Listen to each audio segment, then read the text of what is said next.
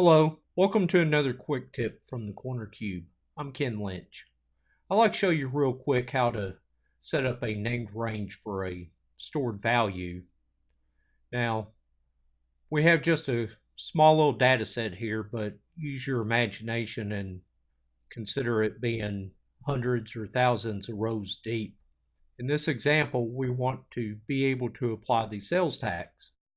So to do this, we've gone up and isolated a cell and put the sales tax value in it. And then anytime we want to calculate the sales tax, we just reference that cell.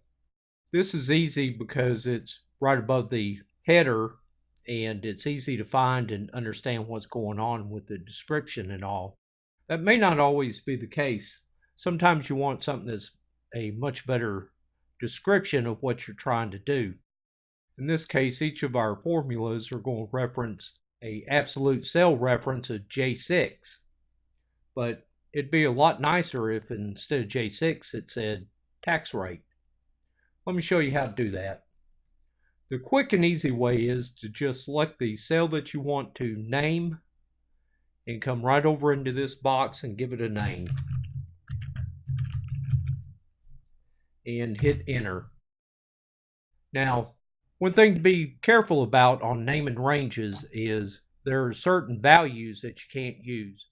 It will not tolerate a space, and it will not tolerate many of the special characters, but if you need a space in it, you can use a underscore or something like that. But we've named this range now. We've hit enter. Let's go ahead and take a look and see what the formula says. It still says J6, but what if we change this to our new named range?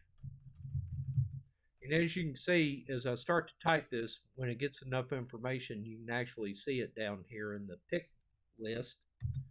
Let's hit OK and drag this through.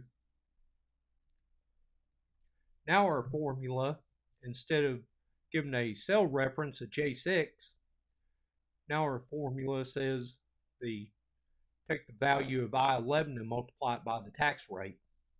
We can go into one cell this way and change the tax rate. I made it go up just like a politician does. But we can easily tell what the value we're trying to pull in is based on the description, a meaningful name here. And we can go into one place, change it, and it will roll through our entire workbook depending on how we have it set up. Now let's say you want to make a change to the range that it's in. To do that, you go up to formulas and come over to name manager. Once you select it, all your named ranges will appear in here. And you can go in and create them this way if you want to. But the way I just showed you is a little bit easier. You can even come into define name and do it right there if you want to.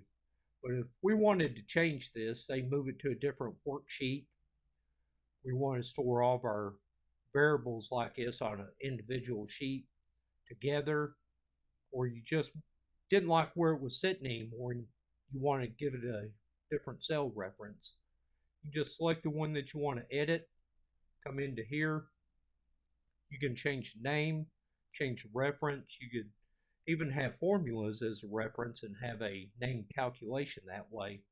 A lot of things can be done with named ranges, and as you can see from this, it's really not hard to do.